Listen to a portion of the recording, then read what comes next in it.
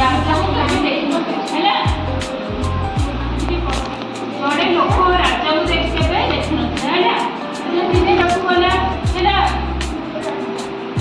ତୁ ଭାବିଲେ ଦେଖ ଜଣେ ରାଜା ଥିଲେ, ତାକୁ କଣ ଗୋଟେ ରାଜା ଥିଲେ, ସେ ରାଜ୍ୟରେ ଗୋଟେ ରାଜ୍ୟରେ କଣ ଲୋକ ଥିଲେ, ସେ କେବେ କଣ ରାଜାକୁ ଦେଖୁଥିଲେ। ରାଜାକୁ ଦେଖିବାକୁ ଗଲା, ସବୁବେଳେ ତାକୁ ଅଟକାଇ ପଚାରିଲା କୁଆଡ଼େ ଯାଉଛ ହେଲା। ସେ ଲୋକଟା ଆସିଲା ରାଜାକୁ ଦେଖିବାକୁ, ଜବର ତାକୁ ଦେଖି ପଚାରିଲା କଣ କହିଲେ କୁଆଡ଼େ ଯାଉଛ ହେଲା। ଲୋକଟି କହିଲା ମୁଁ ରାଜାକୁ ଦେଖିବାକୁ ଯାଉଛି। କଣ କହିଲା ଲୋକଟି? ଜଗୁଆଳି ଭାବିଲା ରାଜା ତା ସାହସ ଦେଖି ଖୁସି ହେବେ ହେଲା। ଜଗୁଆଳି କହିଲା ମୁଁ ତୁମର ରାଜାଙ୍କ ପାଖକୁ ନେଇଯିବି, ତା ବଦଳରେ ମତେ କଣ ମିଳିବ? ଜଗୁଆଳି ସେ ଲୋକଟି କହିଲା ମୁଁ ତୁମକୁ ରାଜାଙ୍କ ପାଖକୁ ନେଇଯିବି, ହେଲେ ପ୍ରତିବଦଳ ମତେ କଣ ମିଳିବ? ଲୋକଟି କହିଲା ମତେ ଯାହା ମିଳିବ ତୁମେ ତାହା ନେବ ହେଲା। ସେ କଣ ଜଗୁଆଳି କହିଲା ମତେ ଯାହା ମିଳିବ କଣ ତମେ ତାହା ନେବ ହେଲା। ଜଗୁଆଳି ଖୁସି ହୋଇ ତାକୁ ରାଜାଙ୍କ ପାଖକୁ ନେଇଗଲା।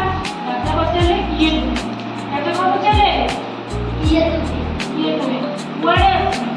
ଲୋକଟି କହିଲା ମୁଁ କେବଳ ଆପଣଙ୍କ ଦର୍ଶନ ଲାଗି ଆସିଛି। ଲୋକଟି କଣ କହିଲା?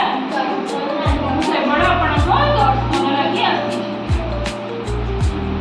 ଏକଥା ଶୁଣି ରାଜା ବହୁତ ଖୁସି ହେଇଗଲେ।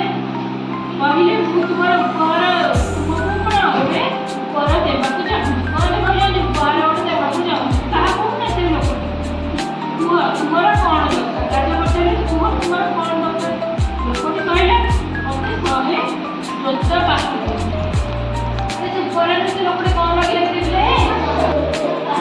100 ଜୋତା ପାଖ। କଣ ମାଗିଲେ ଏମିତି ମାଗିଲେ ଶୁଣିଥିଲ? ରାଜା କହିଲା ଯଦି ତୁମର ଏହା ଇଚ୍ଛା ତାହେଲେ ଦିଅ। ଲୋକଟି କହିଲା ମୁଁ ଆପଣଙ୍କ ଜଗୁଆଳିକୁ ଡାକୁଛି, ମୋ ଉପହାର ସେ ନେବ ଠିକ ଅଛି। ଜଗୁଆଳି କହିଥିଲା ତମକୁ ଯାହା ଉପହାର ମିଳିବ ତାହା ମତେ ଦେବ ବୋଲି ସେ କହିଥିଲା। ସେ କଣ ମାଗିଲା? ଯେତେବେଳେ 100 ଜୋତା ବାହାରେ ମାଗିଛନ୍ତି, ଇଏ କହିଲା ହଉ ଜଗୁଆଳିକୁ ଡାକୁଛି, ସିଏ ମୋ ଉପହାର ନେବ। ରାଜା ଆଶ୍ଚର୍ଯ୍ୟ ହେଲେ। ଲୋକଟିର ଚାଲାକି ବୁଝିପାରିଲେ।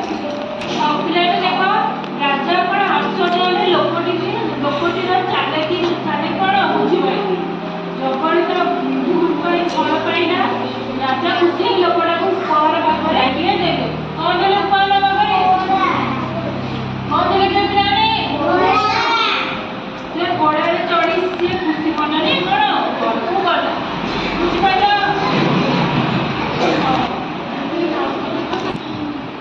ହଉ ଏଇ ଉପହାର ଗପରେ କିଏ କିଏ ଥିଲେ କହିଲେ ପିଲାମାନେ?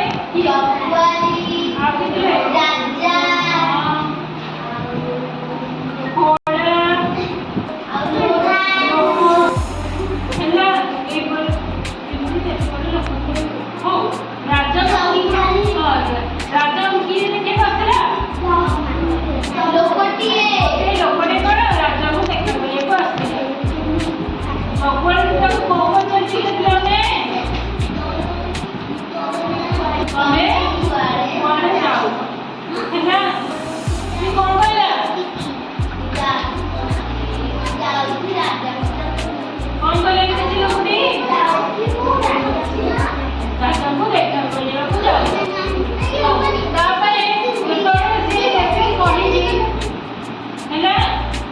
ଜଗୁଆଳି କଣ କହୁଛି ସେ ଲୋକଟିକୁ? ତାହେଲେ ହଉ ମୁଁ ତମକୁ ରାଜା ପାଖକୁ ନେଇଯିବି, ପ୍ରତିବଦଳରେ ମତେ କଣ ମିଳିବ? ତାପରେ ସେ ଲୋକଟି କଣ କହିଛି? ତମେ ଆଗ ମତେ ରାଜାର ପାଖକୁ ନେଇଯାଅ, ମତେ ଯାହା ଉପହାର ମିଳିବ କଣ ତମେ ତାକୁ ନେଇଯିବ। ହଉ ଆଚ୍ଛା ସେ ଲୋକଟିକୁ ରାଜା ଯେତେବେଳେ ପଚାରିଲେ, ତା କଥାରେ ଖୁସି ହେଇ ଯେତେବେଳେ କହିଲେ ମୁଁ ତମକୁ ଏକ ଉପହାର ଦେବାକୁ ଚାହୁଁଛି, ତମେ କଣ ମାଗୁଛ ମାଗ। ଲୋକଟି କଣ